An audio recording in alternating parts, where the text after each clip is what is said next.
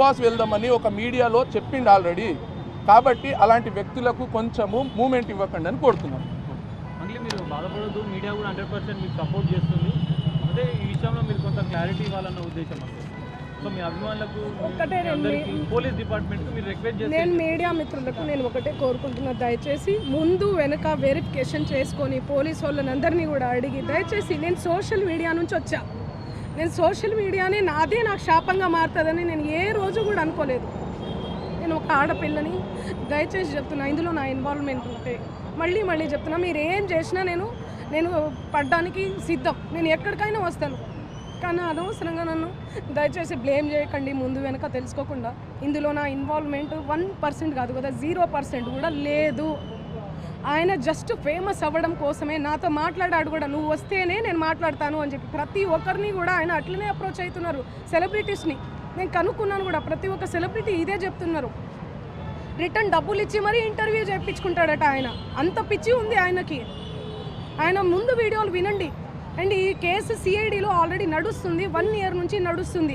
3 years నుంచి వాళ్ళు ఈ దందా నడిపిస్తున్నారంట. వాళ్ళందరూ కూడా బాలాజీ నాయక్, మధు నాయక్, ఇంకెవరెవరో హేమకాంత్ రెడ్డి, ఇంకోరు ఎవరెవరో ఉన్నారు. వాళ్ళంతా గొలుసు కట్టులా ఉన్నారు వాళ్ళు. నాకు అసలు తెలీదు. అన్యం పుణ్యం ఎరగని మమ్మల్ని, నన్ను, నా ఫ్యామిలీని దయచేసి రోడ్డుకి ఇచ్చి మీడియా మిత్రులారా నేను మళ్ళీ చెప్తున్నా, న్యాయం ఎవరి వైపు ఉంటే వాళ్ళ వైపు ఉండండి. దయచేసి మీడియా అంటేనే నాకు చాలా గౌరవం.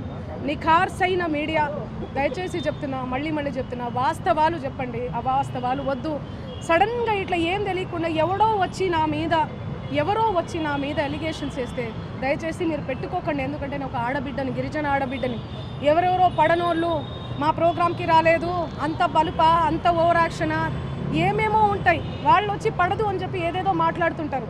మీరు అట్లా పెట్టుకోవడం చాలా తప్పు. దయచేసి మీడియా మిత్రులు, నా ఫ్యామిలీ లాంటి వాళ్ళు, నా ఫ్యామిలీ మీడియా అంటేనే నా ఫ్యామిలీ. నేను కూడా ఒక జర్నలిస్ట్గానే వచ్చాను.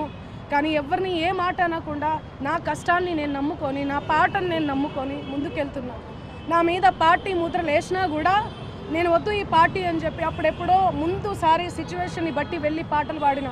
పార్టీ ముద్రలు వేస్తే 2023, 2024 ఎలక్షన్ మూమెంట్లో అసలు నేను ఎక్కడ కూడా కనిపించలేదు, ఎవరికి పాటలు కూడా పాడలేదు. అవునా కాదా? మీరు సెర్చ్ చేయండి. మళ్ళీ చెప్తున్నా, నాకు వద్దు, నా పాట ముఖ్యం. నాకు వద్దు ఈ పార్టీలు, పార్టీ జెండాలు, ఈ సుబ్బు లాంటి ఫేక్ ఎలిగేషన్స్ వద్దు నాకు ఇవన్నీ. నేను ఎందుకు ఇన్వాల్వ్ అవుతాను చెప్పండి. దయచేసి చెప్తున్నా, నాకున్న క్రెడిబిలిటీతోనే ఇంతవరకు నేను వచ్చిన, ఆ క్రెడిబిలిటీతోనే ఇక్కడ దాకా కూడా నేను వచ్చిన.